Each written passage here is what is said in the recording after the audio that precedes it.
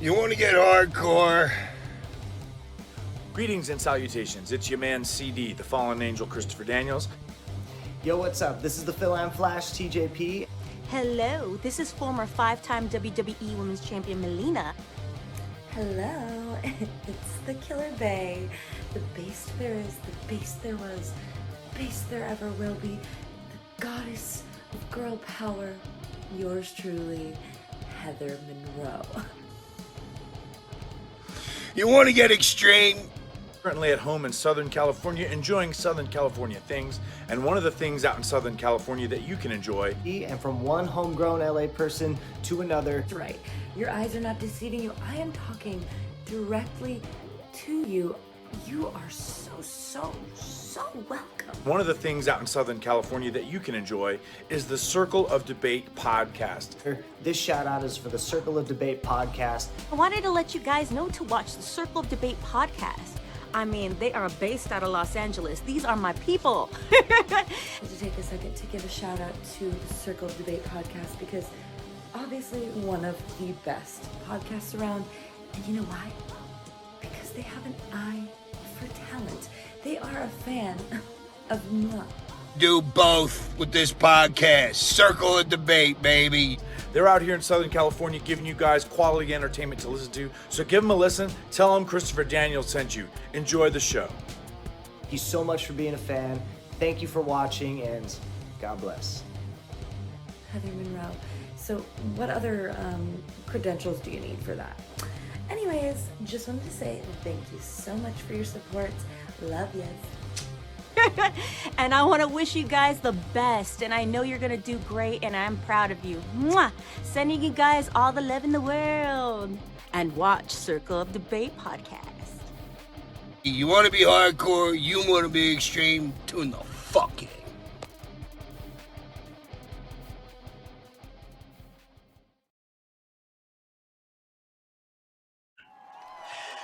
Welcome everyone to Circle Debate Podcast. This is the host of Devious One, Ivan C, here alongside with my brother from another mother, the MGC, the Mad Hatter himself, Matthew Steamboat. Whoa. And today we have an honorary guest and a very special friend of ours and a brother as well. He is the three-time longest reigning GNW Canadian World Champion. He's also one of the hosts of the Jofo in the Ring podcast. The Black Dynamite himself, and that is Jeremy Poffo. How are you? I'm doing well, and I know that was quite a mouthful, but I appreciate the wonderful introduction. Even though it is Black Dynamite, I do consider myself a diamond in the rough in oh so many ways, and I feel so fortunate and very much blessed to be here with you. It's always a great opportunity when I get the chance to be on a platform such as yours, and you guys are definitely going in a fantastic direction with your product and with this show, and I'm glad to be here to be able to contribute whatever I can for this time that we'll be together. Yeah, much love from Los Angeles to Montreal, Montreal to Los Angeles. That's right, definitely. Well, we appreciate you for taking the time to joining us, and for us and for our viewers and audience as well to get to know Jeremy Poffo as well, especially your in-ring career. You've been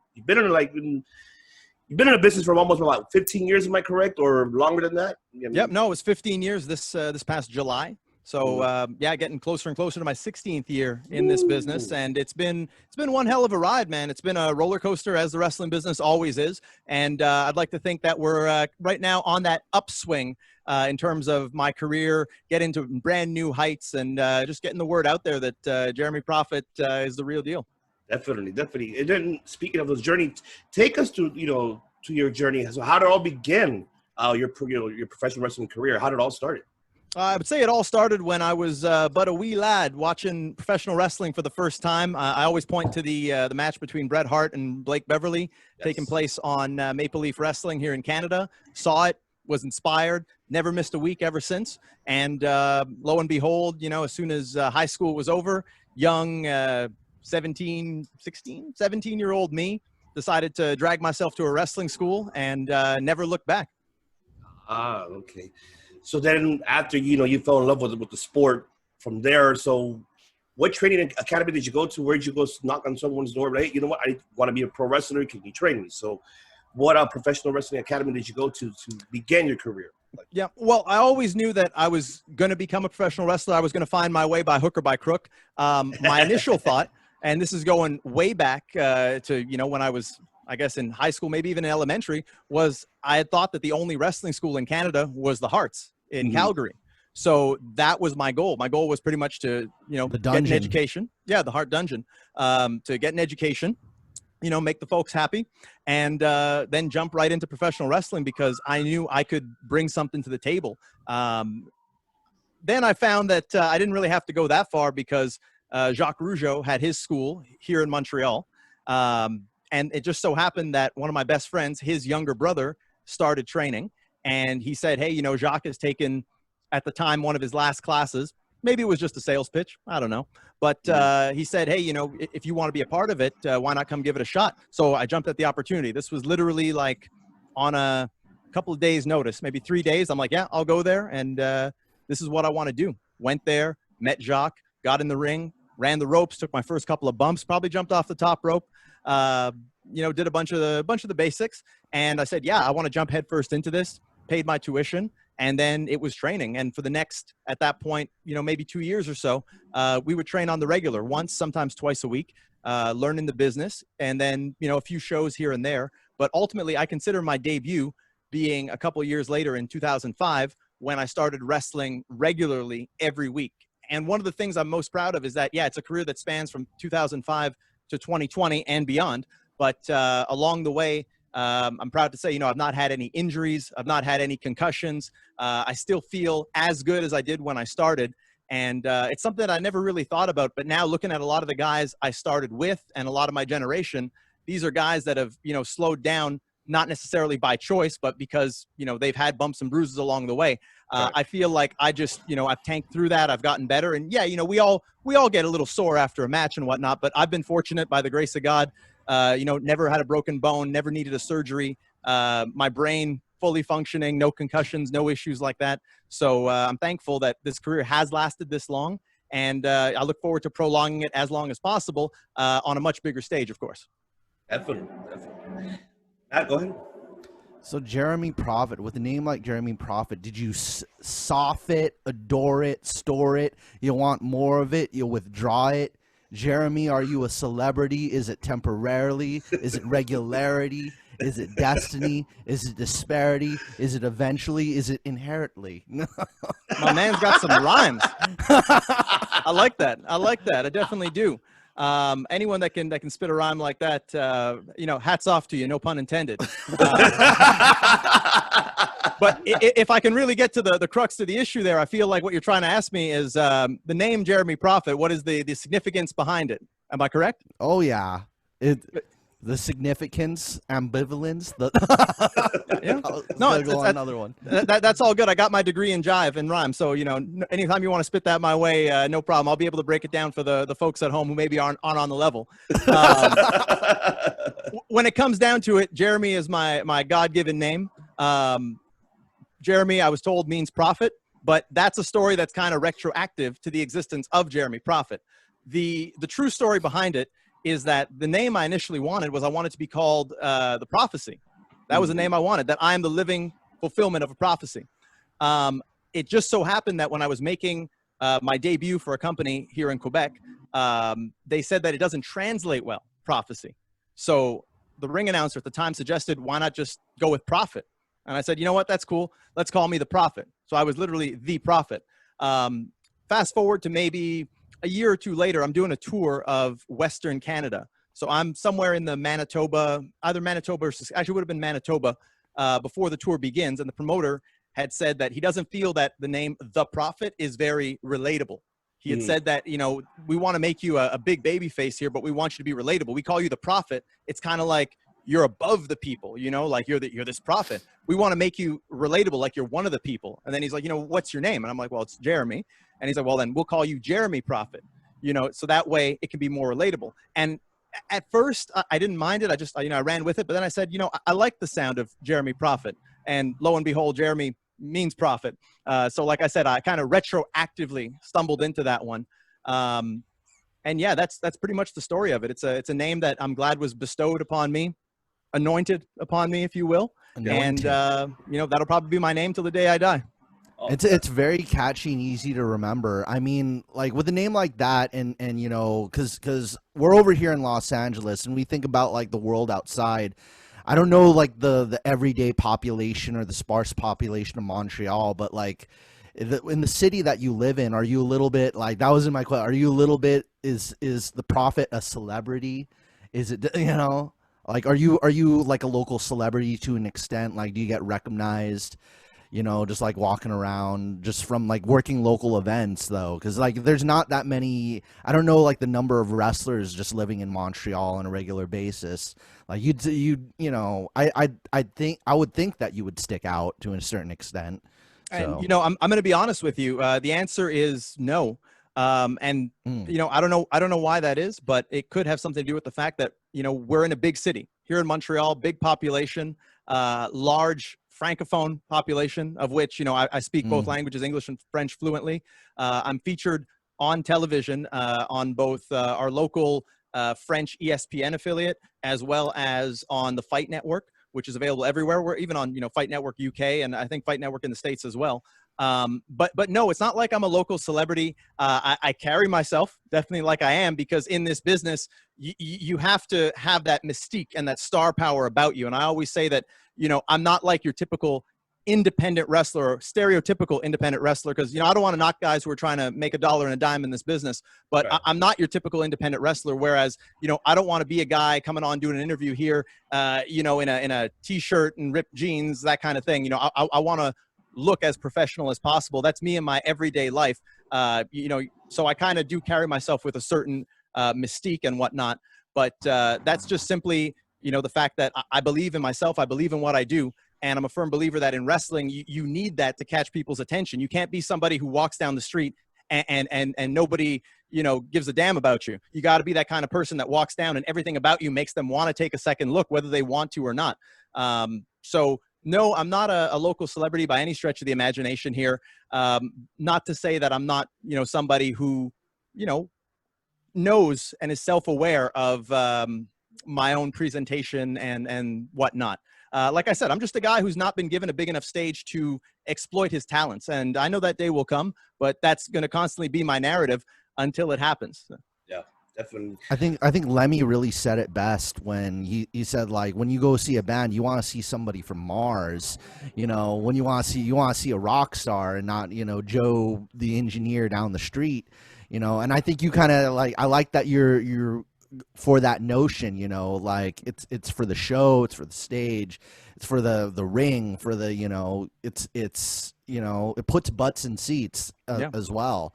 And what I've philosophy. Said, not to cut you off, but it's also a case of you have to be self-aware enough to know and be, you know, humble, to know that that person paying their hard-earned money to see you is really no different than you when it comes down to it. There's someone that, you know, puts on their pants one leg at a time. There's someone who maybe has to work long hours to afford to go to that show. There's someone who is maybe realistically, maybe only 2 to 5% less advanced in life compared to you at all. There needs to be that realization. So, you know, I'm not someone who's got like a big ego and I'm braggadocious and whatnot. I just work very hard at my craft. And it just so happens to be that your appearance, your aura, your charisma, you know, needs to be top notch if you want to be noticed in this business, because it's a very competitive business. So I like to stand out from the crowd. And I think anyone who knows this business knows that the people who do the most and who make the most are those same kinds of people. It's like I say, don't judge me by the fact that I'm not signed to a big company. You know, look at what I bring to the table. I take every opportunity I'm given to, you know, make the most of it, because anyone could be listening, anyone that can make my life better and give me that opportunity. Like I like to say, I'm like 50 Cent, you know, when nobody wanted to hire this guy and he said, I'm going to get rich or die trying. I'm going to keep knocking on doors. I'm going to keep throwing down disses. I'm going to keep showing people that I got all the tools to be what this industry needs me to be. And then eventually I know my Eminem and Dr. Dre will hear this. And then I will have those benefactors that can catapult a guy like me here in Canada, doesn't have the same opportunities as a guy born stateside, to be able to get to those places. Right. And it's an unfortunate, but we'll get to that in a little bit. I just want to ask a quick question. Take us through your first match when you first debuted, you know, in the ring. So was it a singles competition, singles match, or was it a tag match? And I was like the first time getting in the, you know, in the ring in front of a crowd, were you Very nervous at the time, or how were you feeling like when the first time you debuted? I feel that I was very fortunate compared to a lot of wrestlers because I wasn't thrown into the deep end. In fact, it was over a year before I had my first singles match from when I had my first match. Okay. I started off, it was a 3-on-3-on-3. So I don't know, triple threat, 6-man tag, triple threat, 9-man tag, maybe you want to call it, elimination. Yeah. So I just had a role to play. I was a bit part player. Came in, did a few things, and that was it. It was, in and out, short and sweet. All I really did was a springboard spinning heel kick, a cross body off the top, and I think maybe a drop kick, made a hot tag. I took a couple bumps too, made a tag. That was it for my debut. And I'm thankful for that because had I maybe been thrown in there to do a singles match, 15, 20 minutes, who knows what they would have got. It takes a lot of skills to be able to do that. And especially on only 1 year's training, it was something that might have been a little overwhelming. But no, I was cool as a cucumber for my debut. I was like, no, this is what I worked for. And when you work for something and you practice and you put in the work, then you're just on cruise control when the match goes around. Then that's the time to have fun. I think a lot of wrestlers forget that, when you're out there and the spotlights are on you and the crowd is reacting, you're supposed to soak that in. You're supposed to have fun. You are the conductor and they are the orchestra. They're the instruments that you're playing. Some people play instruments, but the conductor plays the orchestra. And that's the audience. That's the fans. You want to get them to react in the ways that will complement the body of work that you're putting on in the ring. So for me, it's always been the fun time. I'm never stressed going to the ring. I'm having fun. And like, if you see my matches, you can see I'm not there. I'm not stressing. I'm trying to just soak up that attention, put the attention on the story I'm trying to tell.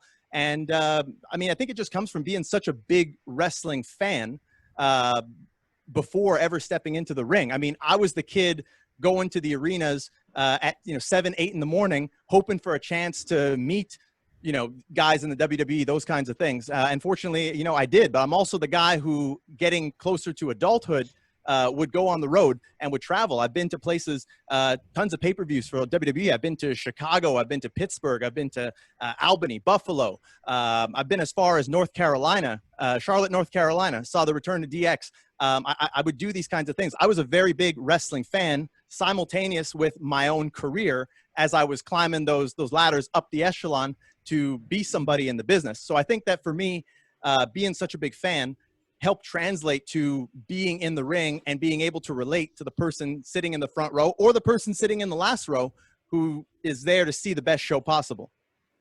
Definitely. Speaking of your matches, you had a lot of incredible matches I've seen, and I commend you, man. You're really, really athletic, very agile. I love your style of, love your style in the ring. I can say by what I've seen by far is, I think for me, your toughest one was actually against Hannibal. I think that wasn't really like an intense match that I saw. But take us through, the matches that you had, like such greats. You had it with Lanny Poffo, STEINER, with Hannibal, Wes Brisco, I believe. Correct me if I'm wrong, did you actually also face Pete Dunn as well, or? Yes, I did. Okay, there you go. Now the match with Pete Dunn is not as readily available as those. That was for a promotion called Destiny Wrestling, primarily out of Toronto, Ontario. Fantastic company, great promoter. Hopefully, once this pandemic is done and gone, we can do some good business again. It was a triple threat match involving Pete Dunn, and man, he's just awesome. Guy can bring it. It's rare, and it might sound arrogant, but it's rare I meet someone that has a skill set similar to mine. One of the things I pride myself on is that you see a lot of wrestlers that are one-dimensional. They can maybe talk the talk, but they can't walk the walk. They maybe got good aerials and acrobatics, but their actual fundamentals, you drag them into the deep waters, into a big, violent, physical, intense match, and they melt. Pete Dunn is a guy much like myself who can do all those things. And that's one of the things I pride myself on. And, people look at me and they say, well, what makes you different than the average independent wrestler? What I'll say is, first of all, I can do everything. I may not be the biggest guy at, 5'10", 200 pounds, but, I pride myself on being able to get the most out of all my opponents. So if I have to bring the violence and the intensity, I'll fill that gap that may be missing. If I have to bring the aerial and the agility, I'll bring that to the table as well. If I have to bring the storytelling, the Shakespeare, the psychology, I'll do that. If I need to cut a hell of a promo, I don't shy away from the microphone. You guys see that on a weekly basis here on Jofo. Oh, yeah. You know, so I mean, I've always wanted to sharpen my tools at every aspect of wrestling. And if there's something I see someone do and I can't do it, then, you know, I want to be able to do it because I want to be that reliable person that has a full toolbox of skills to bring to the table. I don't showcase it in every match, but one thing I am proud of is that it's very rare you're going to see two Jeremy Prophet matches that look the same. You know, I'm not a guy who has a standard. I love this that. is how I start. This is what I have in a comeback. I call myself the man of a million moves because, you know, anything the match needs, I can pull it out of nowhere. I can pull it out of the past. I can deliver something to the future. Yeah. So that's what I feel is a big strength that I have. And I appreciate the kind words about those matches that I had. And, you know, I have met a few guys, Pete Dunn being one of them, Speedball Mike Bailey, Jay Lethal. You know, these are guys that I've been in there with. And I'm like, you know, it's awesome to share the ring with someone that has these same attributes. And then I can, you know, do what I do, but almost for me, on a certain extent, it's a good challenge because I'm like, here's a guy who is making $1 in the business. I get to share the ring with them and show what I can do. And I want the people leaving saying, you know what? There was no difference in skill level. It wasn't like Jeremy Prophet was dragging behind this guy and he was carrying him through the motions. It's like, no, you know, I might, you know, want to push them to deliver a little bit better. And there's a lot of guys out there that I'd love to sink my teeth into and see what kind of magic we can produce. Oh man, definitely. I would love to see you and Ricochet. That's like one match I would like to see. Definitely. You know, believe it or not, there was a time where a good friend of mine in this wrestling business, Sexy Eddie, he went to do a match in, I think it was Chikara at the time. Wasn't the King of Trios, but I think it was like, or it might have been King of Trios, or one of their big events they had at the time. Yeah. And he was there along with another wrestler from here, and they saw Ricochet, who I had no idea who this guy was at the time. Mm-hmm. And they literally thought it was me, because at the time, which I know it's hard to believe, but at the time, Ricochet actually had a full head of long, kind of straightened hair. Yeah. And you know, I think we're both good-looking guys. You know, great athletes and all-around good human beings. But they had told me like, oh, you got to see this guy, Ricochet. Like we thought it was you. We thought it was you. Years later, I actually happened to meet Ricochet in a promotion called XWA in Rhode Island.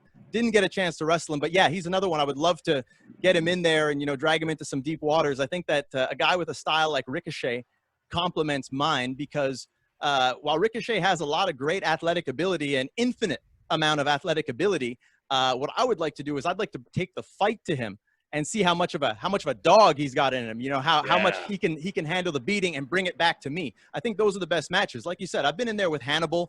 I like to go in there and fight the toughest guys. That's I feel is my calling card. Yes. Like I like to walk into a locker room and see who's the biggest, baddest, who's the toughest guy, and be like, I want to get that guy in the ring, and I want to show the people, you know, this guy is not a guy to be feared. This is not a guy that you know, everyone needs to be worried about.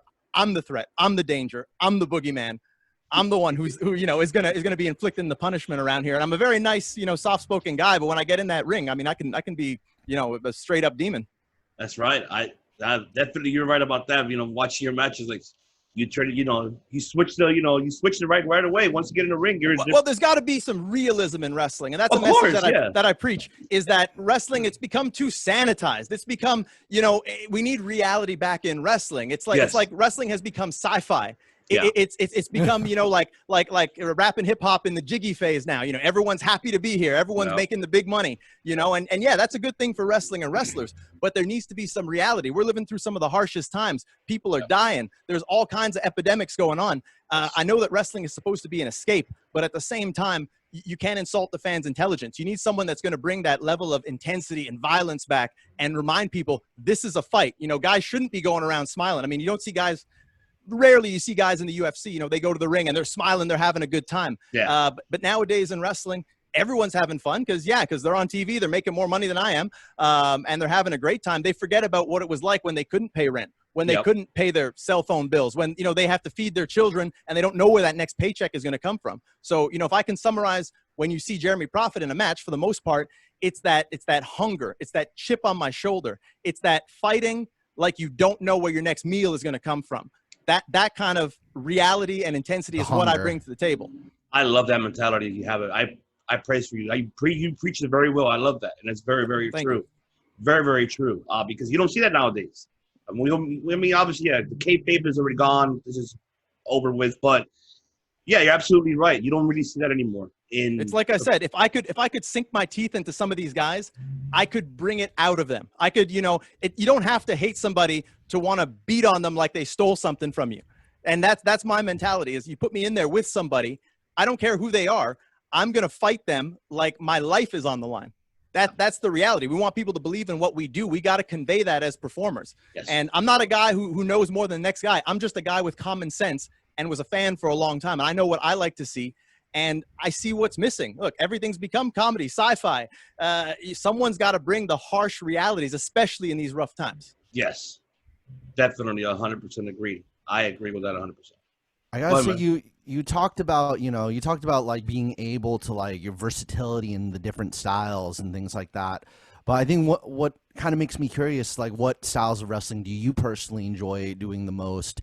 And compared to that, what styles of wrestling do you enjoy watching the most? Because, I mean, of course, we've got Luchador, we've got Strong Style, Catch as Catch, Scan, Kings Road, World of Sports, all the list goes on. But, like, what style do you prefer do you enjoy enjoy doing the most compared with what do you enjoy watching the most? So, well, see, for me, you got to separate the two because there are styles that I enjoy watching that I know may not be what is conducive to the market that I'm performing in front of. Mm-hmm. Hence why it's like I say, you don't get the same Jeremy Prophet match all the time. You always get a unique match because a lot of that has to do with the opponent that you're facing, what they are comfortable with. And you want to make sure that your opponent, above all else, is comfortable with you. So it's not a big rocket science. It comes down to, you've done matches, I'm sure you've done great matches. If you're going to be put in the ring with me, for the most part, you're probably somebody who has done great matches. What made those matches good? Let's try to replicate that and let's try to make it even better. What's your best stuff? What do you like to do? Now, you asked about different styles of wrestling. I can say that for me personally, I love a good fight. Above all else, you can give me brawling anyone, anywhere. I love a good fight. I like something that looks legit. That looks like these two guys are like two wild animals wanting to go in there, tear each other apart. My own style, I feel, is like that. Now, like I said, you always get a different match, but at the heart of it, I want it to be two guys going in there like two pit bulls, going for each other's throat. Good action, start to finish, leave the people wanting more. Plain and simple. I think too many matches, they drag on. They end up, being a lot of downtime because maybe the guys don't have the cardiovascular conditioning to be able to have a good, strong output. They need that downtime. But to me personally, I feel that when the violence stops, the attention stops. And for me, watching wrestling, it could be anywhere. It could be watching, let's say, Kings Road in Japan. It could be watching Lucha Libre. The second it goes from being action to being someone is putting on a chin lock, an arm lock, it doesn't look like it's something that's going to win the match, I disengage. I feel like the fans in the audience, that's the time to turn to the person beside you and, start talking about stuff you want to talk about during that day. I don't want to lose the audience's attention. I want them to be watching because they could feel like this can end at any time. And I think a lot of wrestlers lose sight of that in their matches that you have to keep the people engaged. Even on television, you have to make sure they don't want to change the channel. So that's what I like seeing. I like seeing a match with good intensity from start to finish. Obviously, I like athletics. You've seen me in there. I do moonsaults, 450s. Yes. I like when it can be athletic in the context of a fight. Yes. So meaning you're not just doing it to score style points and technical merit on the judges' scorecards. You're doing it to actually try to win a match. So it's walking a fine line in terms of respecting the psychology of it being a fight while not making it boring. Because, we could watch World of Sport, let's say, and everything will be nice and technically sound and, it'll be good catch as can. But at the same time, if amateur wrestling were such a big draw, then amateur wrestling events would be selling out rather than professional wrestling events. So I don't want to knock any style and what anyone is good at.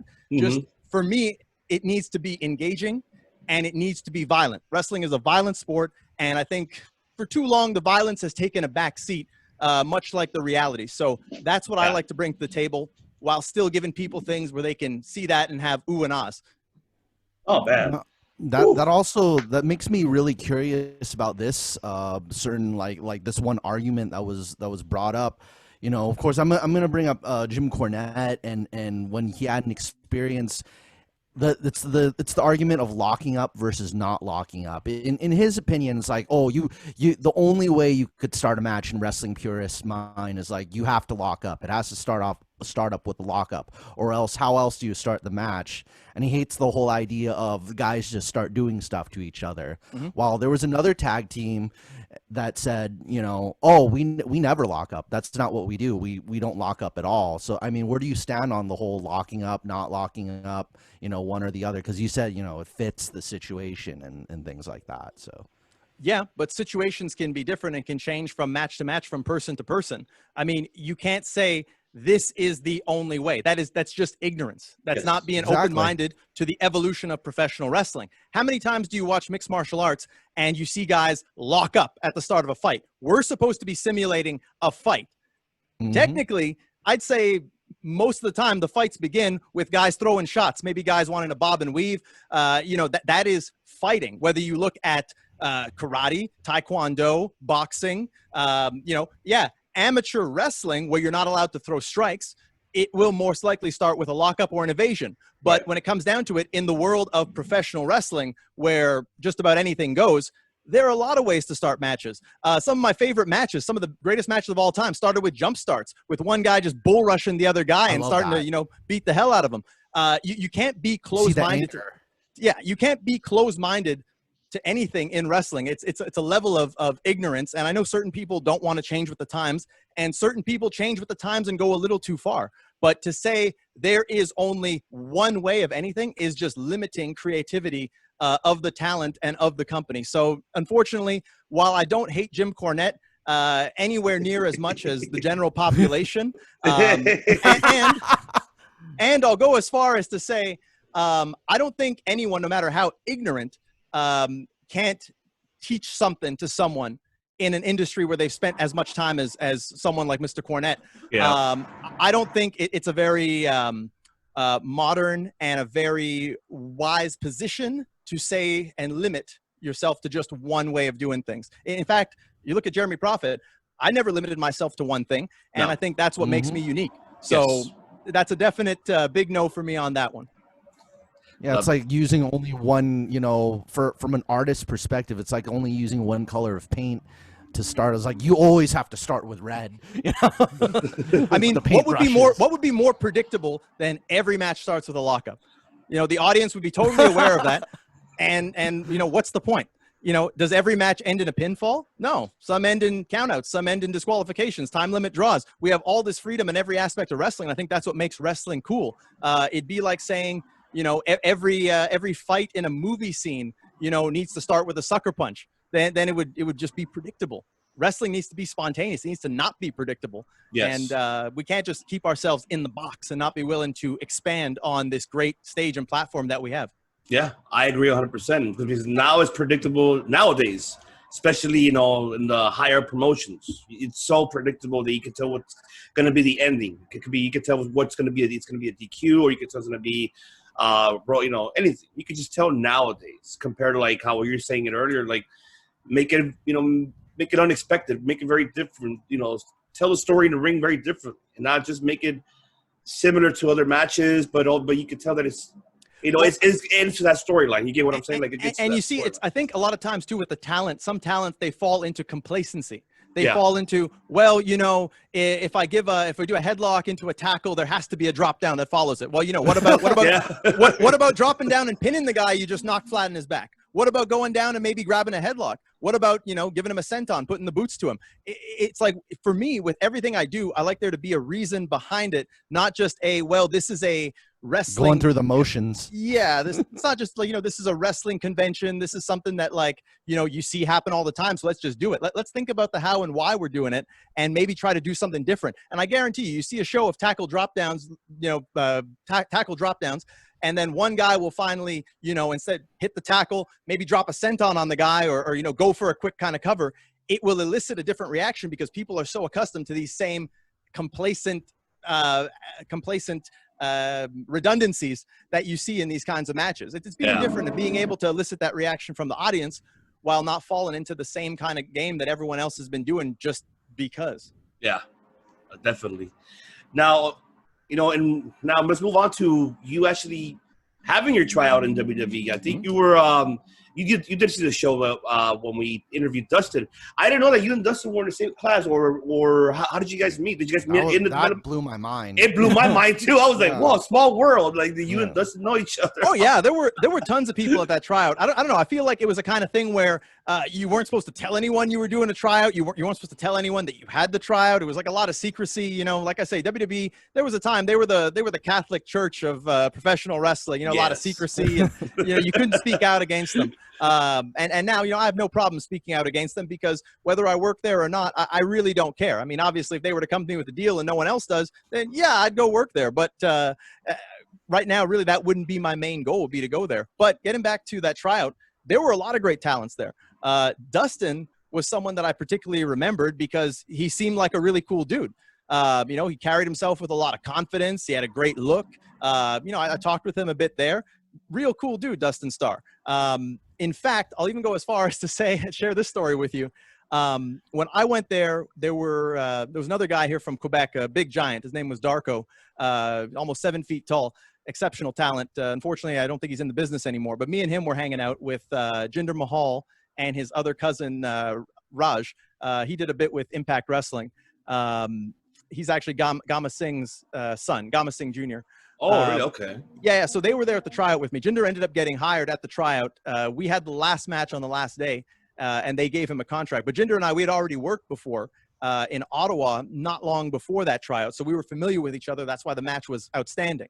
So the four of us would hang out quite a bit. And I remember when we were talking about who's going to get hired, we were saying it's either going to be me, Jinder, or Dustin Starr. Like he did really well. He caught people's attention. And like I said, he had a good look. He was a cool guy. And we were like 70 people at that tryout. I remember like Rhett Titus was at that tryout. A guy who I think they called him Jacob Novak. WWE signed him eventually. He was at that tryout. There were 2 girls at the tryout only. That was surprising, but there were only 2 girls. And I'm sure there were other notable names that have probably made names for themselves in the independents, if not on TV at that time as well. There was a good friend of mine, Rob Vegas, out of Jersey, very talented wrestler.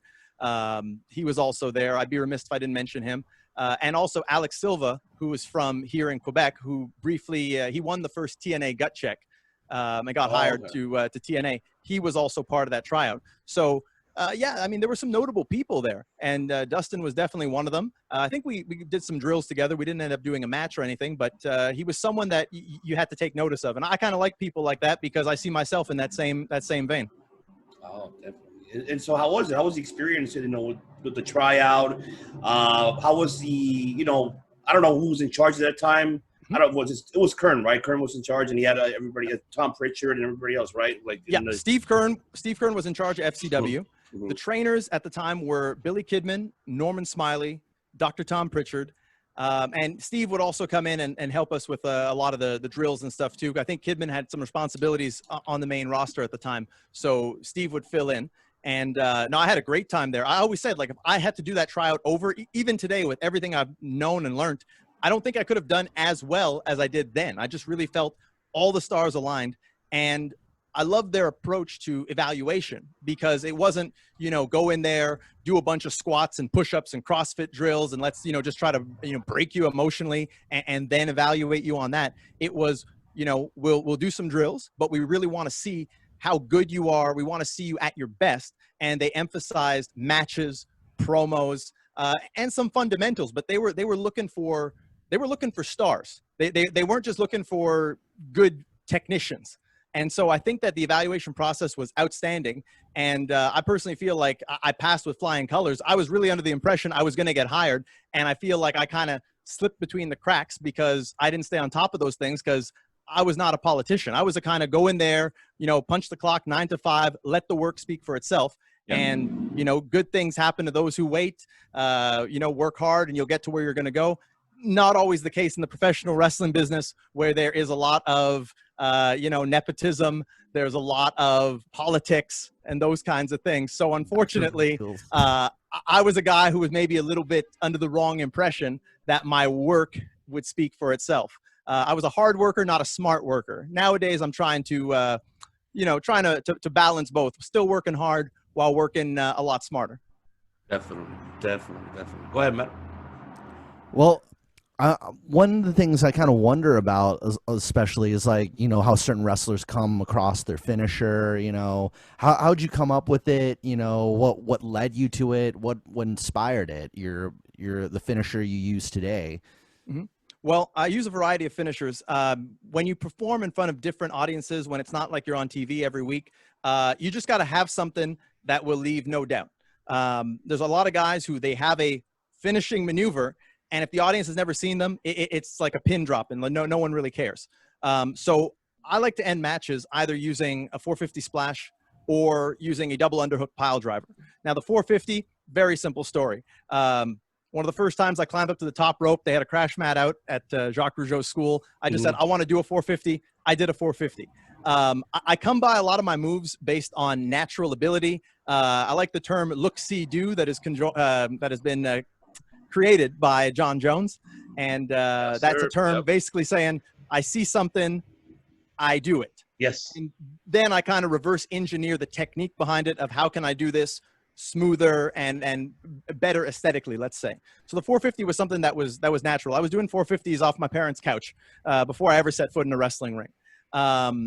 As for the double underhook pile driver, I don't really know where that came about, but I know that a lot of people I saw use the Tiger Driver, Tiger Driver 98, I think it's called, double underhook pile driver. So I just thought to myself, maybe doing it, but in a double hammerlock as opposed to a double underhook, and then using that maneuver.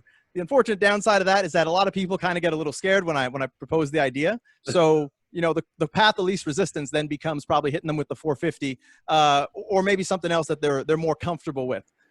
So that's how I came about with those finishing maneuvers. But there's a lot of other maneuvers that I've done and then I see end up in better places. You know, like I see a guy like Hangman Page use the buckshot lariat. I think, again, I don't know for sure. And I think highly of Hangman Page. I think he and we could really throw down, have a hell of a match. I'd love to, you know, drag that boy into some deep waters. But I was using that way back. I'd say going back to maybe like 2007, I was using that somersault over the rope lariat. You know, other maneuvers like I started using a move, an elevated DDT.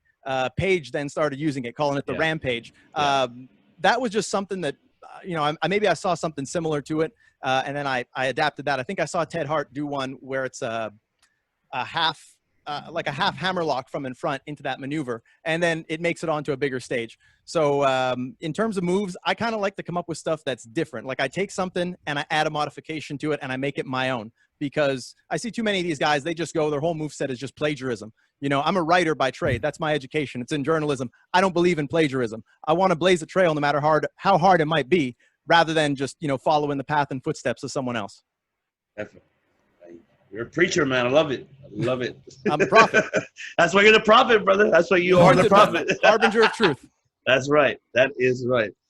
So right after with the tryout, I mean, I guess they told you no, I guess. And so what? Well, actually, Ivan, they didn't tell me no. In fact, so what happened? Yeah, go ahead. Tell me. No, I mean, look, on my last day there, I was really convinced. I'm thinking, okay, I got to move to Florida now. Here I am, you know, 23 years old. I'm gonna get hired to the WWE. You know, I'm ready for this. I worked for this my whole life. Like I said, when you work for something, you don't got to be nervous. You don't got to, you know, worry about the future. You worked for this. You want this. I was surprised when I didn't get hired and they went with Jinder Mahal instead, but congrats to him. He worked very hard as well, a great talent, and, you know, a friend of mine. And so I was happy. And then when I went to speak to the trainers afterwards, and the trainers all loved me. Dr. Tom, from the moment I got there, really took a liking to me. He actually had people do lockups right from the start. First drill we did. He tried 2 people, had them do lockups, was with them for probably about half an hour. It was long. It was just really dragging ass. I went and locked up with him, and he said, okay, you're the first guy who knows what he's doing. Now you lock up with everybody. Mm-hmm. And that was the story of me and Dr. Tom. We had a great relationship at that tryout. Same for Norman Smiley. Same for Billy Kidman. Really got them on my side because, funny story here. So the 450 splash, going back to that, I loved Juventud Guerrera doing the 450 splash in WCW. Yes. And was a big fan of Juventud Guerrera. So much so that I had Juice in my email. And so they kind of found it funny when they're doing the introductions and they're going through all of our info. They said, "Oh wait, you're Jeremy. Oh, you're Juice." Okay, why is that? Because they're thinking juice, they're thinking like steroids, and obviously, one of the things I'm proud of is I'm all natural here. Everything you see is God-given, earned, best built athlete this side of a positive drug test. And yes, I stole that from Lance Storm, a great Canadian. That's Nonetheless, right. this is Norman Smiley and Billy Kidman telling me this. So I'm like, I think you guys are both going to get a kick out of this because I know who they are, and I love WCW. I'm like, I have Juice in my email because I was a big fan of Juventud Guerrera. And I guess that kind of ingratiated me to them. And then, we would talk about it. And even Norman was like, "Oh yeah, Hoovy, he was crazy, but what a great talent." Fun fact, I got to wrestle Juventud about a year ago. We did a match. It's actually on YouTube. You can find it. It was a tag team match. But I got to wrestle him, and that was definitely a big bucket list one for me. We got along great, and I really enjoyed working with him. All that to say, so when I would do my matches at the Tryout, I would throw in little Easter eggs because, like I said, I'm comfortable in the ring. There's no stress for me. Yeah, I'm fighting for a job, but at the same time, I love doing this. So, yeah. It's a blessing beyond what I ever expected, being able to get in there and perform, let alone in front of the WWE. So I would do one of the matches I did a Michinoku driver or a Hoovy driver. And, I'd give them a shout out mid match. And then the match with Jinder, I did the 450 in that. And just, these little nods to Juventud in the match that would pop those guys. And so that was with FCW where I kind of got them on my side. And afterwards, they were all praising me on the last day. And Steve Keirn said, he pulled me aside. He's like, "I just want to tell you, you did outstanding. You came better prepared than anyone." I'll even go this far. So I am fortunate that I had good preparation in going because I had Mike Bucci. That's Nova or Simon Dean. I'm sure you guys know who he is. Yes. He just saw me on a show we had up here in Montreal. And in just seeing me, in my street clothes, he said, like, "You have a great look. Have you tried it with WWE before?" And I was like, "No, but I'd love to." And he's like, "Well, get me your info. I'm going to get it to Ty Bailey, who was the talent guy at the time." And he would call me, usually I'd say every 2 weeks or so leading up to that tryout, and he would give me advice. One of the pieces of advice that he gave me was, wear your wrestling gear. They're going to give you a T-shirt to wear with a number on it. You're going to be just a number on a sheet with a picture and your stats, but wear your wrestling gear. So if they ask you to get in the ring and do a match, you just got to, take off the shirt and go. So me and my buddy from Quebec here, we're there. We're in our, trunks and boots. Everyone's kind of just, in shorts or jogging pants or whatever. And Steve Keirn makes a speech saying, "You guys," and some of them were even going in doing their matches in T-shirts and jogging pants. And he's like, "You guys are looking unprofessional. Vince is going to look at this and be like, why should I care about this guy? This guy looks like a fan in the audience, looks like some bum off the street." So he said, like, if you guys have nice gear, wear it.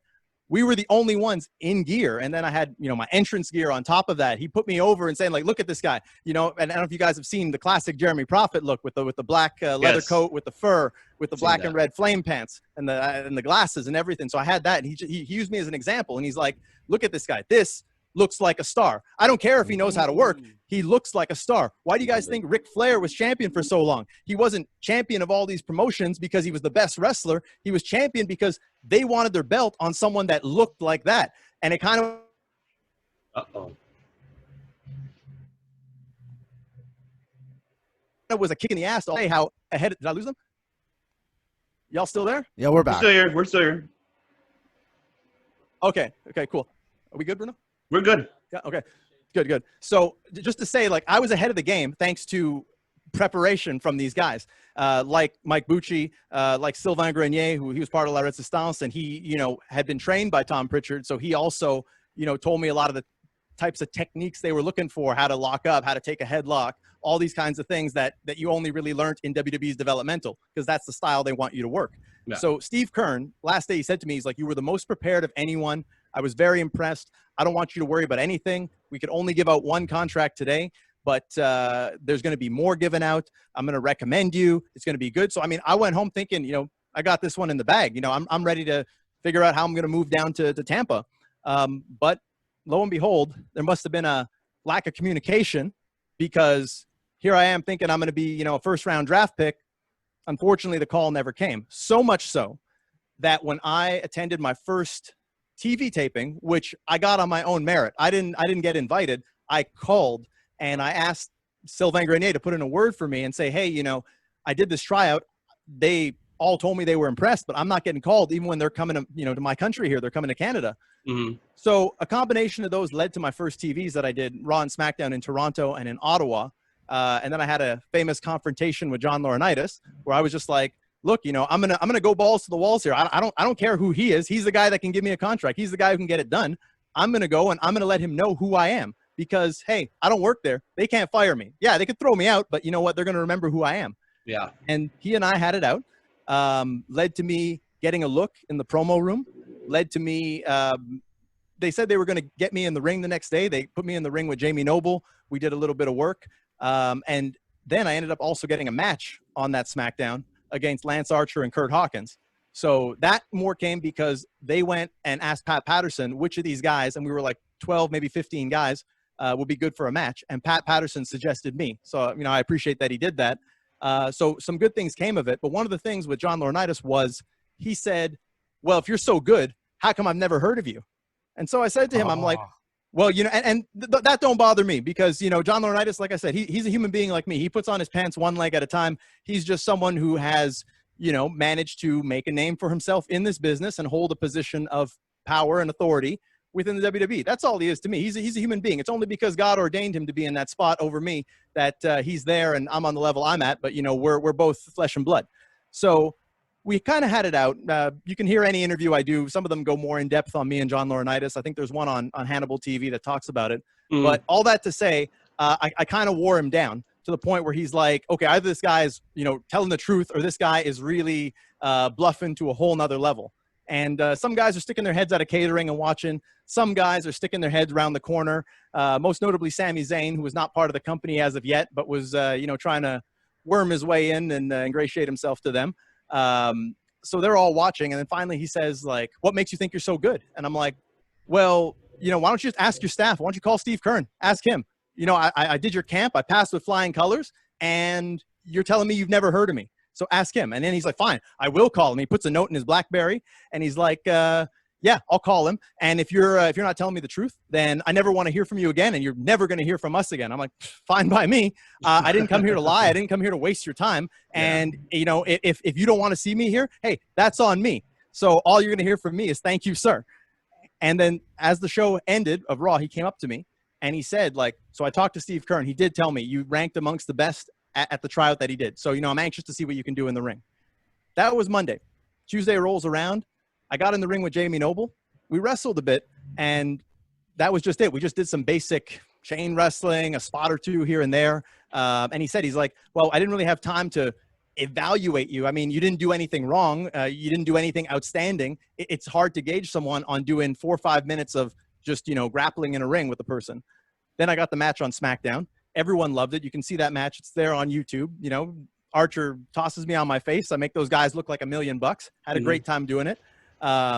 Cool as a cucumber. Like I said, when I'm out there, I'm having fun. I got in the ring. You don't see it on TV because they were in a commercial and it was a taping.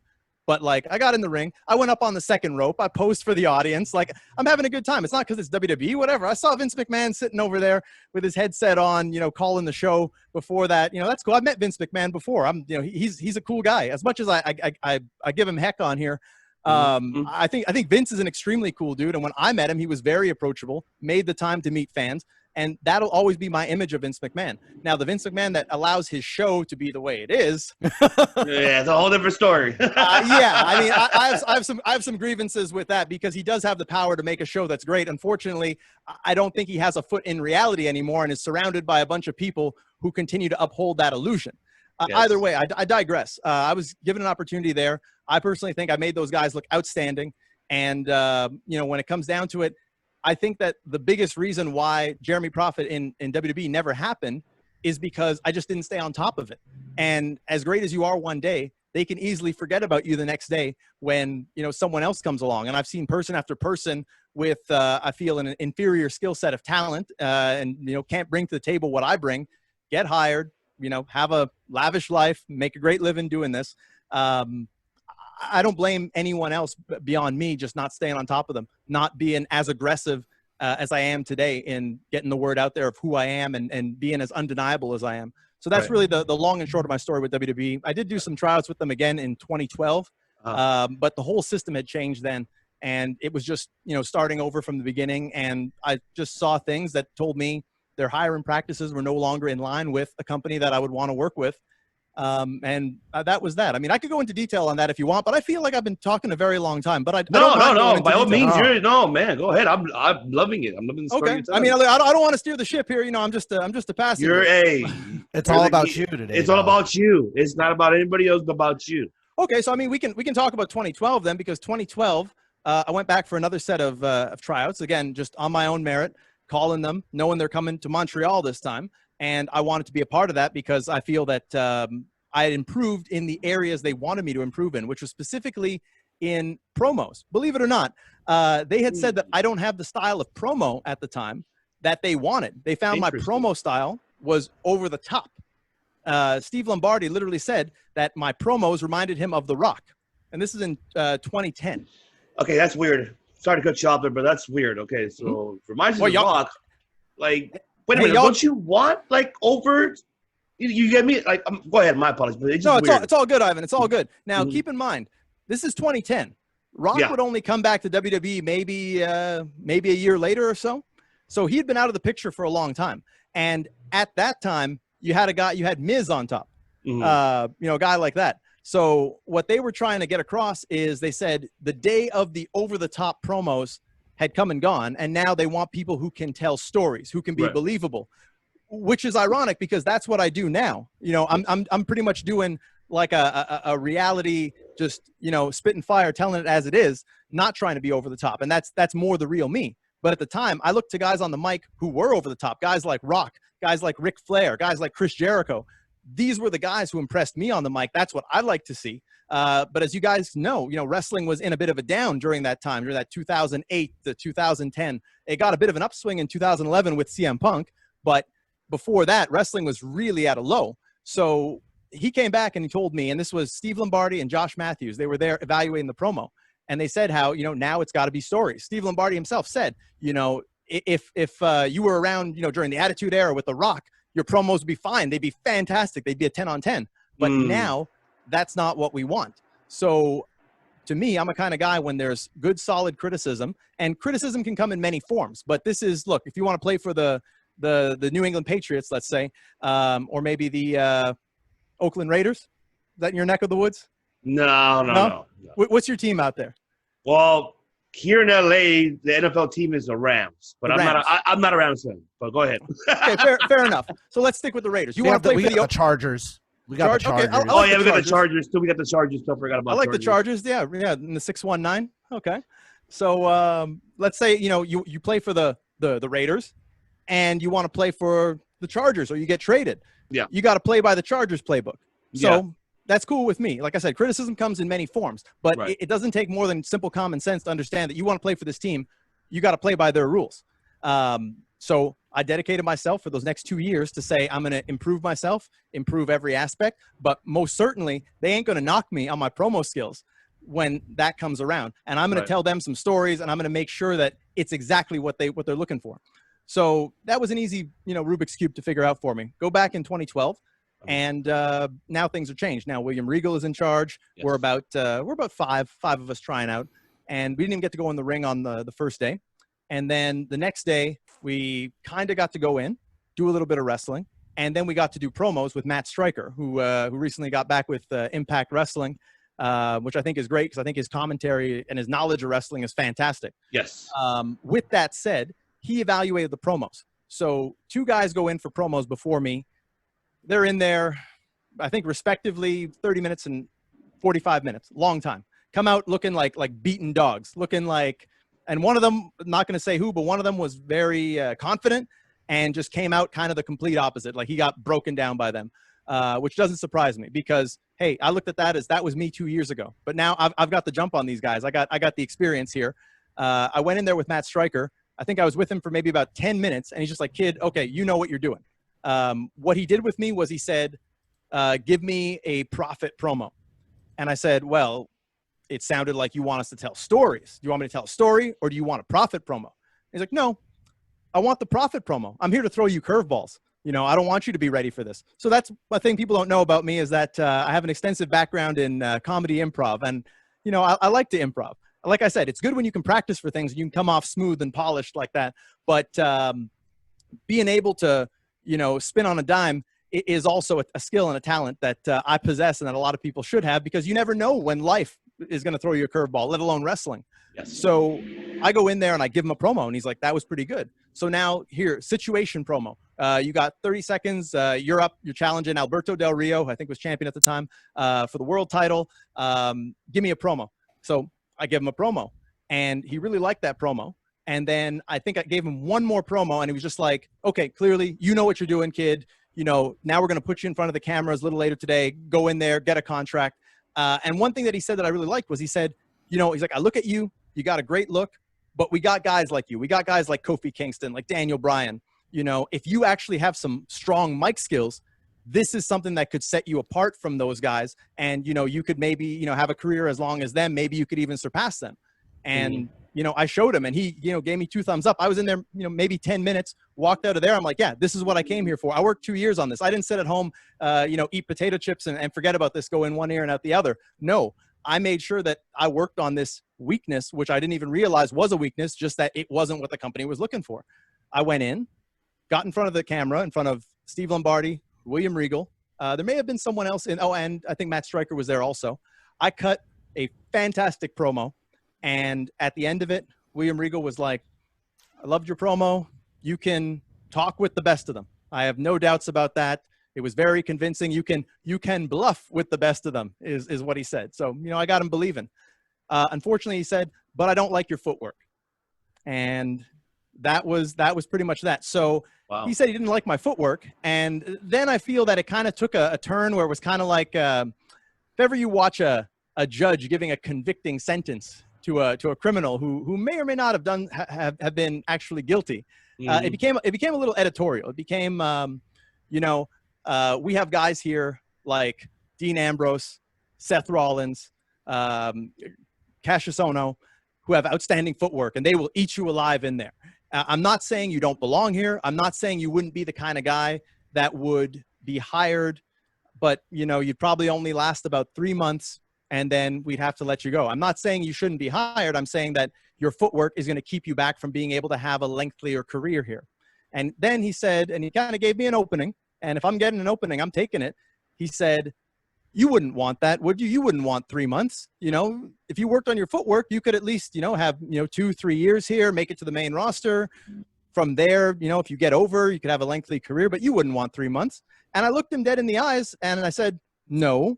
I would gladly take 3 months to prove you wrong. Absolutely. And maybe he didn't like that. But I don't regret saying it, because I think I could prove someone wrong in 3 months because I bring other attributes to the table. This is a television show. This is not a amateur wrestling show. Right. So while yes, there may be some lack on my footwork, which I did at his request take boxing courses to correct, and I do think I've improved that. I don't think it's something that they couldn't have done under their banner while seeing what else I bring to the table, which wasn't even evaluated, which told me that their evaluation is not really looking for the intangibles to make stars. They're not looking for that. They're looking more for, good in-ring technicians that they hope they can maybe teach the other part of the game. But good wrestling has never been a calling card of WWE. Again, I have my own prejudices, but I mean, you look at the top draws in wrestling, they've not been outstanding technicians, even to the point where someone like Steve Austin had the most success in his career when his technical skills were taken away due to a neck injury. Yes. So to me, it's a little bit backwards. I personally, I don't watch NXT because I'd rather see people on there, with great television personalities, with that it's a television show. It's on the USA Network. I watch it and it's kind of like the cult of no personality. It's, a lot of great wrestling. Don't get me wrong. I think they're fantastic wrestlers and athletes, but where are the characters? Where are the people, with the actual mic skills to, keep you engaged? No knock on the wrestlers, but I wish there was more of that. And I think that it's a very one-dimensional, almost like we talked about with Jim Cornette, a very one-dimensional look, evaluation, and scouting, and then trying to fill in the pieces rather than being a little bit more open-minded to other talents that could maybe utilize their skills to put more eyes on it. He himself even told us, and I don't want to think that I'm ripping into Regal because I have taken his advice. And I do think he's clearly accomplished a lot in wrestling, but he himself said that he had broken his arm doing a splash off the top rope and can't do front bumps. So I kind of, return that in the sense of like, you lack the ability to front bump, but manage to still bring a great entertainment value to the table. By your own hiring practices, more than likely, you would not have even been able to meet the expectation of the company. Exactly, so again, I'm not someone who, pretends to be overly educated or anything like that. I'm just someone who has a lot of common sense. Right. So I do feel that, I think I may have been overlooked in terms of what I can bring to the table. And that's why the WWE NXT, it does not interest me. And like I said, I'm not a hypocrite to say that, oh, I wouldn't sign with them if they were the only ones to offer me a deal. I definitely would. But it wouldn't be my ideal fit because their hiring practices do not coincide with what someone like me brings to the table. And I've been very outspoken about scouting in wrestling. And I think that a lot of the attention has not necessarily been put towards the right skills that would be conducive with making an entertaining television program. But I don't want to spend this whole time talking about the WWE. It's a chapter in my life that I look at. They gave me an opportunity, and it is what it is. So that's why I don't look at there as a place where I would ideally want to work, and I have no animus towards them over how things played out either. Yeah, that's interesting that he said that. But go ahead, man. One thing that made me curious in all of this, talking about like the details with WWE, and at the time it was like the only like big company, to work. I mean, of course you have Ring of Honor and Impact, but like the amount of money getting into it and like how much you get paid and blah blah blah. But like now that AEW is in the picture, like how does that like kind of change your perception? I mean, nowadays, you seem somewhat like a certain amount of content with the indies, but like, what are your thoughts on AEW and maybe possibly working with them? Oh no, hold on, hold on, Matt. I have no content with working on the indies. I have zero content working the indies. The only difference now is pretty much, when WWE was the only game in town, that's like being a slave and a cotton picker and knowing that your only future is working on a plantation. There's opportunity out there. Yeah. Now, you don't have to be denigrated. AEW. Yeah, you don't have to be denigrated and told that you're not what a company is looking for, and that's the be-all, end-all, because AEW and many companies, not just AEW, but they've done the best example of it, taking people who would have never fit the hiring protocol of WWE and showing that they have the potential to be actual stars on television, to be actual rating draws. So like I said, you can't always just listen to the cult or the popes and bishops of professional wrestling, WWE. Just because you've been on top for so long doesn't mean that you've been doing the best job for so long. And like I always say, WWE has lost more fans than they currently have, and the proof is in the ratings. You look at what the ratings were, where they are now.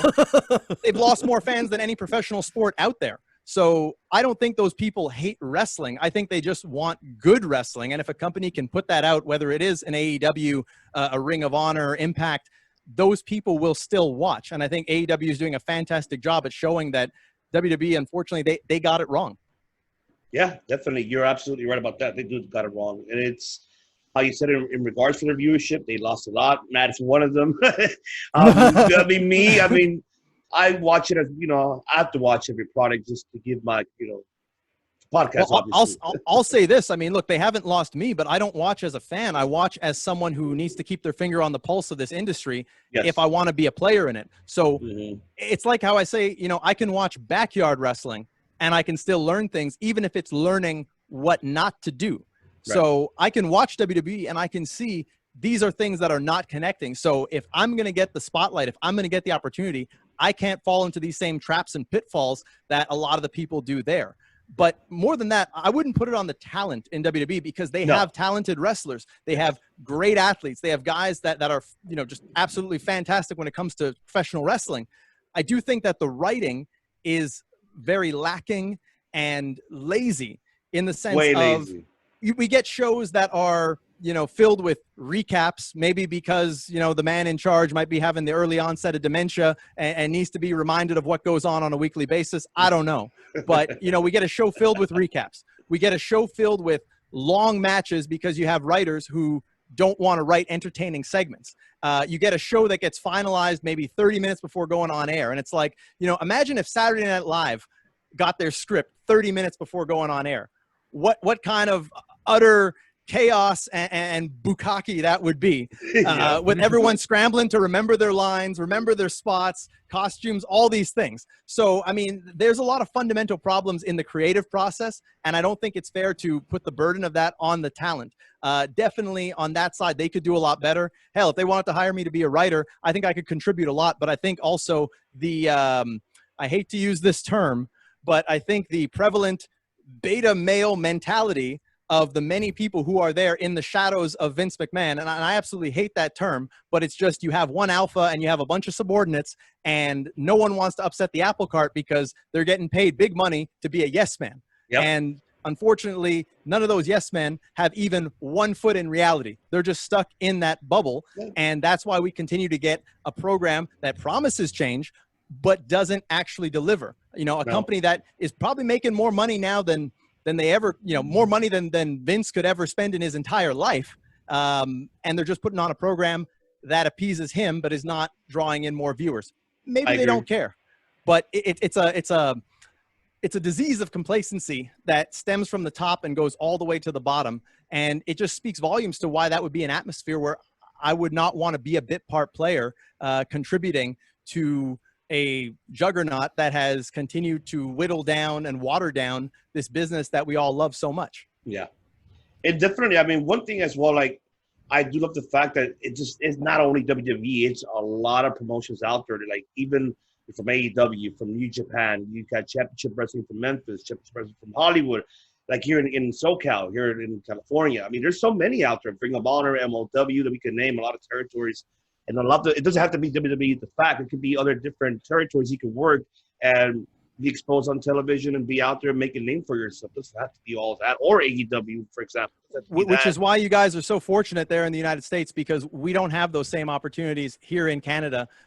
Even in Mexico, they have CMLL, they have AAA. Yes. There are a lot of promotions where you can work and you can make a decent living for yourself, for your family. You can make it in the professional wrestling business. We don't have an equivalent to that here in Canada. And the process to be able to acquire a work visa in the United States is so strenuous that so many great talents here don't get that opportunity. A lot of people think with me, for example, like, oh, well, if he was so good, he'd be getting booked in all these places.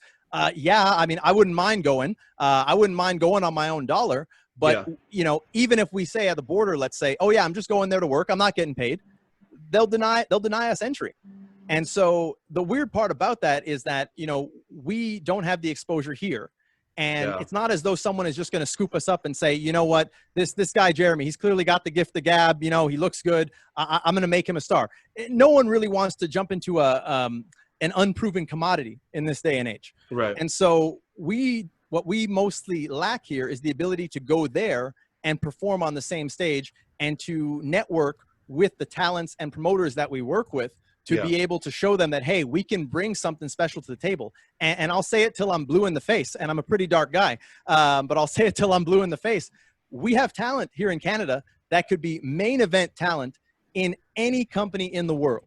But people are just not looking here. And, at the forefront is this guy, but I'm also the run to the litter because I'm just one amongst many great careers that unfortunately may never get discovered unless something changes, unless the scouting changes, unless someone in a higher position, like a Scott D'Amore, a Don Callis, a Chris Jericho, Kenny Omega, I can go on and on, even Edge, until they say, we're going to dedicate our time to scouting Canada as much as we scout the UK, as much as I'm not even saying they should scout us as much as the United States because they're American-based companies. But, all this buzz is going on overseas, whereas we're here, we're your neighbor.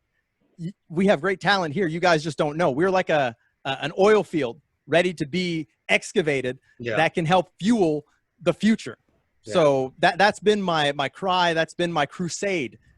Ever since I got the chance to be on Jofo, ever since they put a microphone in front of me and it finally clicked that we shouldn't have an inferiority complex here in Canada. Agreed. We're just as good as anyone in the world. We've produced top talent for years and years and years. Unfortunately, it's kind of gone to the wayside. And if you guys don't believe me, and I'm not talking about you guys, I'm talking about the people watching this at home, look at all the top talents that have made it in WWE, AEW, anywhere from Canada. It's mostly on their merits across the border in the United States, taking that risk to go there and perform for that exposure. Yeah. Unfortunately, we don't have that. And I do think that if we did, people like myself, you know, we'd be in much better places. But, you know, it ain't over till it's over. And I'm going to fight to the death till it happens, till, like I said, till this 50 Cent finds his Dr. Dre and Eminem, and these words don't fall on deaf ears. Definitely. No, I'm with you on that. I wanted to get into that because this is, you brought that up on Jofo, I think it was last week, a couple weeks ago, about that. It's just like, there's not much Canadian stars here in the States that are very popular besides Jericho and Kenny Omega, Don Callis, the names you mentioned. And I agree. It's just that I know there's a lot of talent, you know, besides yourself in Canada that has not been exposed. They don't even know NXT Canada out there, or no, like how you said, no scouting. And it's unfortunate that you guys are not able to come over here to the States.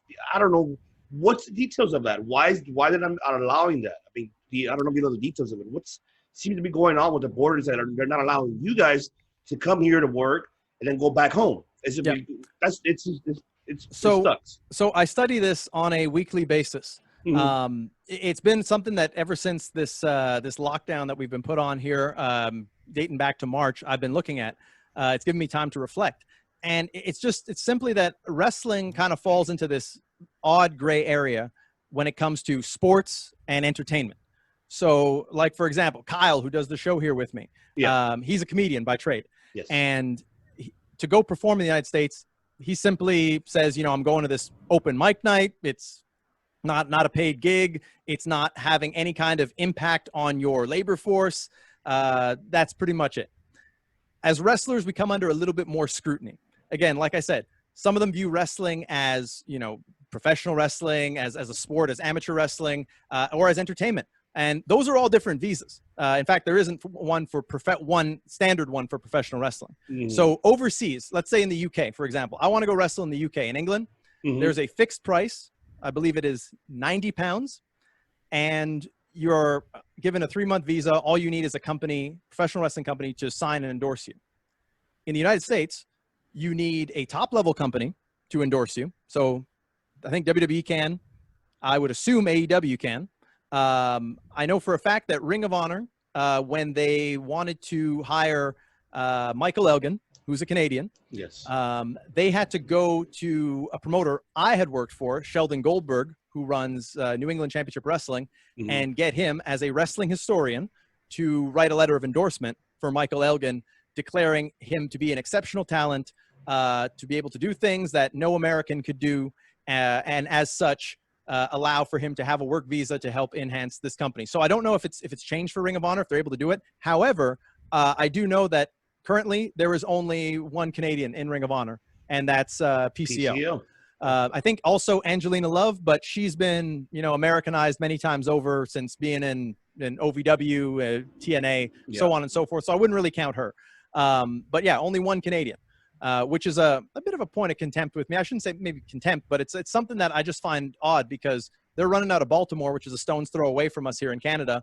Only one Canadian, and they're on television. In fact, IWS here in Montreal, which I'm a tag team champion for currently, is featured in a 2-hour broadcast along with Ring of Honor, integrated in the same broadcast. So they're literally on television here with only one Canadian on the roster, which I think is a huge oversight. All that to say, it's a complicated process to get the visa. It's a huge risk. One of my best friends in the wrestling business, Speedball Mike Bailey, one of the best in the world, you know, he had his run-in with the border, lost 5 years of his career that he could have potentially wrestled in the United States because of the risk of these kinds of things. And it's a case of anyone who's made it, they've made it taking that risk. And anyone who has tried, for the most part, we've all been stopped. I've been stopped. I've been searched. I've had to submit to all kinds of uncomfortable processes in hopes of getting through. Thankfully, only been turned away once, but it's still an uncomfortable process. Even if you're going there without being paid for it. And that's what not a lot of people realize. I could be going for a seminar. And in fact, I had done a TNA gut check in Plattsburgh, New York, and I was detained for about an hour and a half as they searched my vehicle. They questioned me. They made all kinds of phone calls. I've gone through that. So we are in no way playing with the same level playing field. And it's unfortunate that a lot of Canadians have taken the moniker that, well, you know, we have to work harder. It's not necessarily that. It's that we're just not on a level playing field. We have great talents. We have talents as good as anywhere in the world. And we've shown that year after year with the people that we have produced. It's just now kind of, you know, the well is drying up and there's only a few exceptions that are able to overcome these obstacles. So the only way I think we're going to do it, because I doubt the government's going to change anytime soon unless, I don't know, unless Andrew Yang wants to throw us in there, you know, and challenging the status of independent contractors and, you know, maybe considering a bit of a, you know, labor inclusion kind of plan. I don't think that's changing anytime soon. So we can't go there. So we got to make you guys look to us and realize there's hundreds of guys like me here just chomping at the bit, just not getting that opportunity. But when they do get that opportunity, the fact that we've had a chip on our shoulder this long is going to pay dividends. And, you know, we are not going to forget what it took to bite, scratch, and claw and get to that next level. I know I won't, for damn sure, you know, just waiting for that opportunity to come along and making as much noise as I can so that it reaches enough people. Yeah. Oh, man. I hope so, man, because you definitely need to come over here in the States. I mean, I would love to see you here live, like, especially if you come to LA. Oh, man, I'll be so happy to see you. It's disheartening because I've had offers. And it's like, you know, people wonder, they say, like, is that you know, maybe you're not good enough. Maybe I'm like, no, there are feds that have seen me. We're talking Florida, Texas, Minnesota, New York State, New Jersey. I've done a bit in the Northeast when things were a little different. But when it comes down to it, I've had to turn down literally more wrestling offers from promotions in the United States than anywhere else in the world. Like, you know, I would love if England would come knocking, which they have. There's, you know, a few promotions. I should probably throw it out there. This promotion, WPW, run by Matt Jarrett. We've been in talks. There was some stuff was supposed to happen. Unfortunately, COVID hit, and that didn't end up coming together. But more than anywhere in the world, offers from the U.S. all the time that I have to say no, routinely, say no, because of the border situation. So the only way a guy like me is going to make it over there is if someone hears this message, sees that I got the goods, and says, you know what, we're gonna get that work visa. We're going to endorse this guy, and, you know, we believe in what he can bring to the table. So I know that, you know, I'm a God-fearing man, and I believe that the good Lord works in mysterious ways. So I'm going to do what I can, and I'll leave the rest in the hands of God. And if it's to be, then it's to be. Definitely. And I hope you, and I pray for you as well, to you to get that visa and get your ass over here to, you know, to the States. Damn it, we need to see you wrestle here. Yeah, we need to.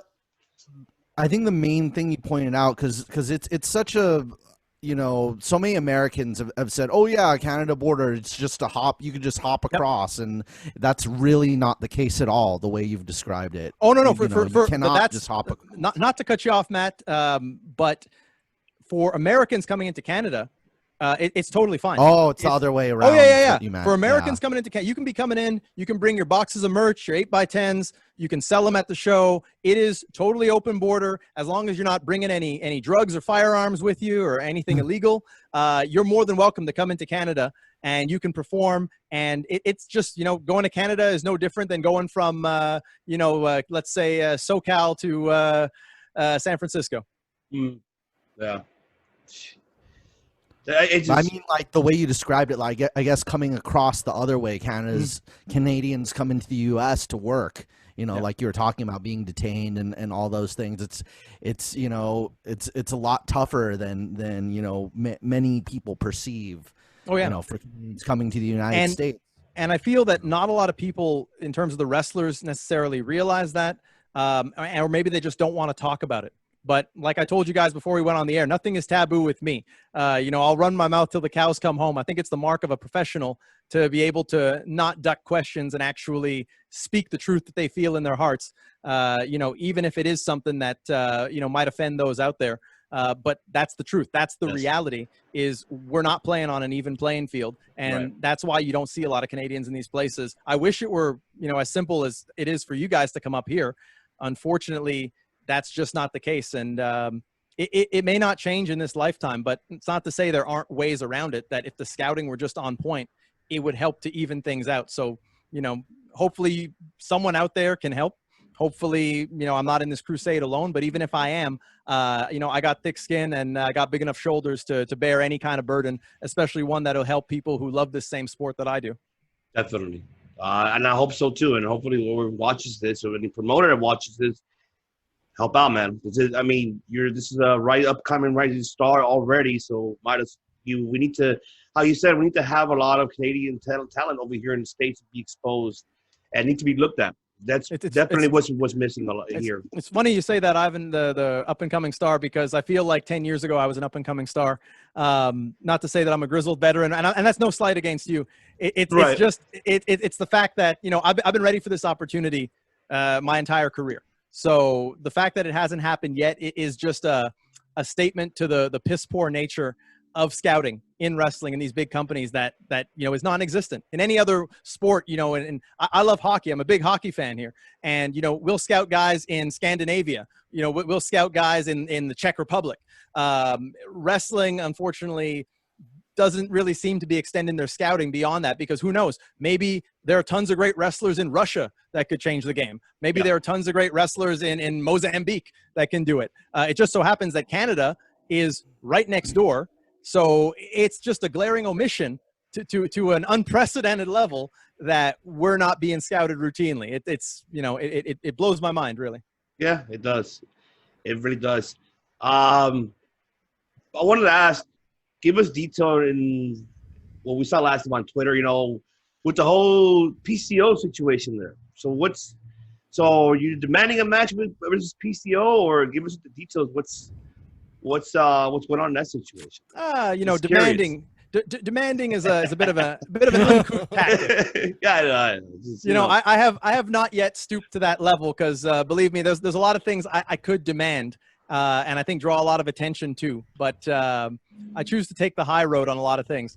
Not to say that with PCO is anything like that. I mean, I feel privileged that I've had the chance to work with him on his web series, which started as just a one-off and then, bloomed into something that I think has been fantastic week after week, which is ultimately going to culminate. It may or may not culminate in a match between he and I. But what I've been saying week after week, and I've been taking a few shots, because I think that it would be money for Ring of Honor to make this happen on their programming, considering that, PCO has a big fan base, and I can take the fight to him like no other. I just think it's a natural fit. Not only that, but the fact that they don't have Canadians. Let's get more Canadians. Once this clears up, let's get a show done here in Canada. They used to come to Canada, and unfortunately they drew crickets because the shows, I don't feel they had the right talent in terms of the business sense of knowing what it takes to actually get the fans to want to go see that show. But with PCO, with the way they've used him, it's been excellent. And I think that I could compliment him as a rival, as a partner, or I could branch out and do my own story. I mean, I've wrestled easily half the guys that are there. I've had wars with, guys like Jay Lethal, Matt Taven, Dalton Castle, Vincent. I could go on and on, Danhausen. Like, I've watched match after match of Ring of Honor, and it's just like, there's a guy I've worked with. There's a guy I've worked with. Yeah. And, I could bring something different to the table for them. I'm not begging, but like I said, I'm a guy looking for an opportunity, and I think I can bring a lot to the table. I don't ask for anything to be handed to me. I just say, you know what, give me an opportunity, even if it's an opportunity for me to fail and to shut me up. But I see people on a weekly basis. They get tryouts, they get opportunities, 5, 6, 7 thrown their way, and it still leads to nothing. I don't have that luxury since I'm not stateside with y'all. So when it comes down to it, if I get that one opportunity, I have to make the most of it. And for damn sure, with this chip on my shoulder, this frustration that I do ever so well to hide when I talk about these issues, I think it will enable me to fully showcase what I bring to the table and leave absolutely no doubt that I have been deserving of being in a better position in the world of wrestling for easily the last 10 years. And I'm being conservative about that. Yes. But I think Ring of Honor, I think that there's definitely some money to be made there with PCO and I, but also with me and the rest of their roster. And I think, they need some new blood. They need someone that can get the audience engaged, that can not only talk the talk, but walk the walk and back it up. And the same goes for a lot of these companies out there, Ring of Honor, Impact. I'd love to go overseas. I'd love to go, to Asia and perform, to the UK. There's a lot of places, but really, if you want to make some money in this business, there are the big companies out there, and the big companies that have the money obviously want to make the money. So I think that that'd be a perfect fit when it comes down to it. Definitely, man. I could see you versus Jonathan Gresham. I would like to see that. That would be magical to see, honestly. Wow. Yeah.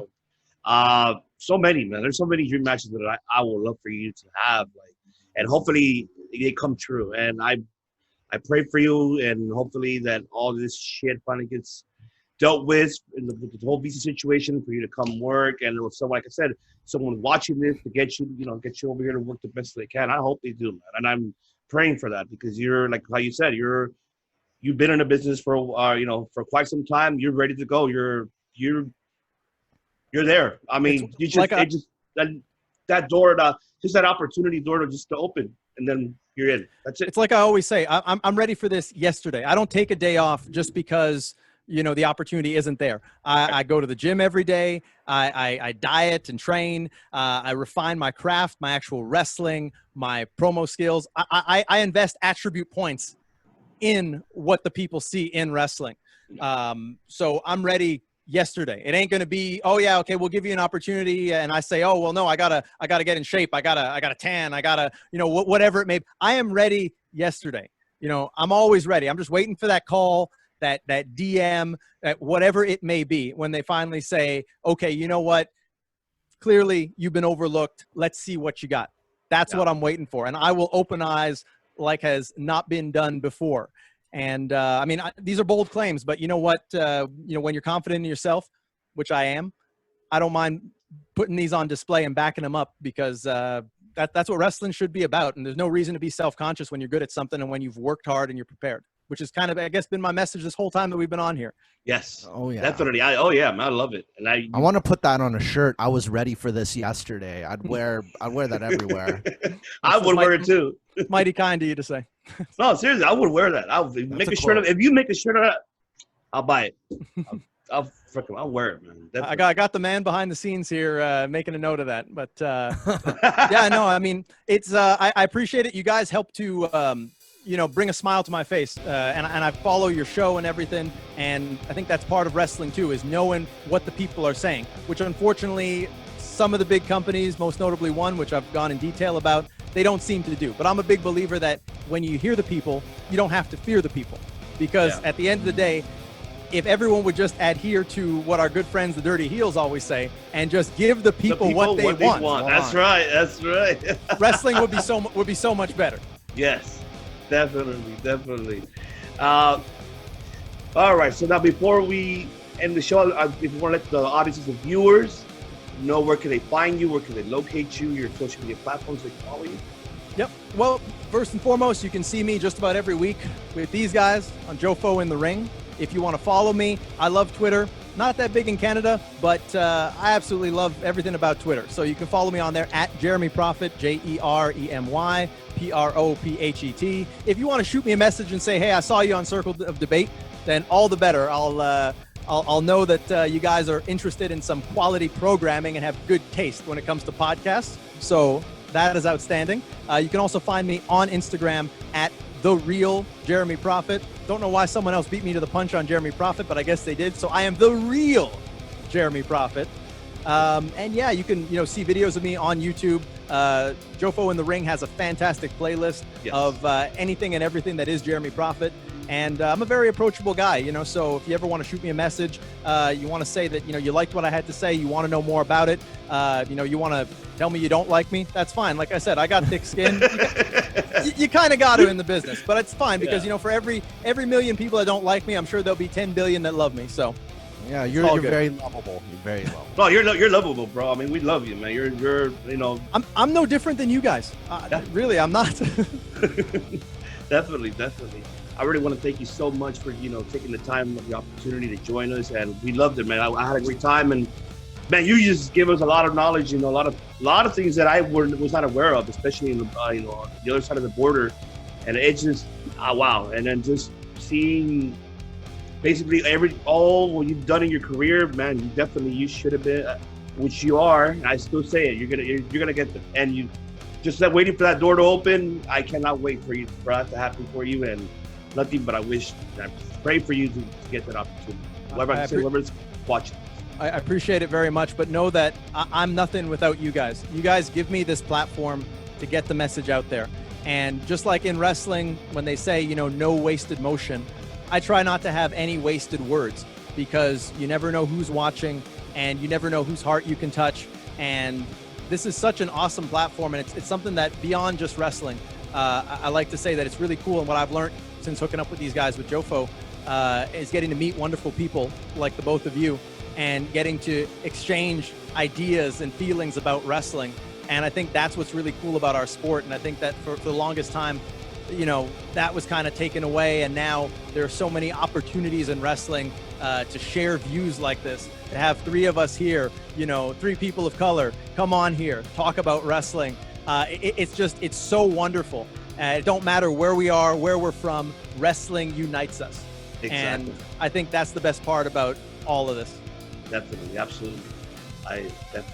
So don't forget, ladies and gentlemen, thank you so much for tuning in. You can see Jeremy Prophet at Jofo in the Ring podcast on YouTube.